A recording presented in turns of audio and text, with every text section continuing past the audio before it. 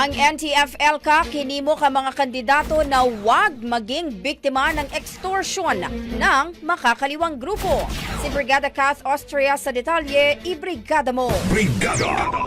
Live report! Mariing kinundena ng National Task Force to End Local Communist Armed Conflict ang extortion directive ng Communist Party of the Philippines para sa darating na halalan.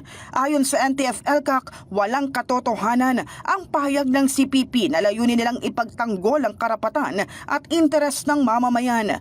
Sinabi ng task force na ang New People's Army ng CPP ay matagal nang humina at nahati na may 88 sa 89 na guerrilla fronts na dismantled.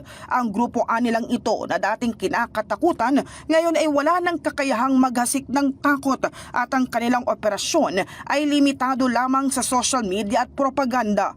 Hinimok ng NTF-ELCAC ang mga kandidato sa national at local positions na huwag magpatinag sa mga pekeng pangako ng CPP at huwag maging biktima ng kanilang extortion activities.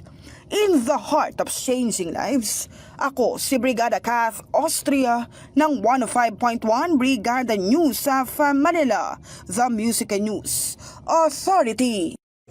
Ang bahaging ito ay hatid sa atin ng Mom's Love ES1 Capsule. Simulang tuparin ang pangarap ng iyong anak. And starting now!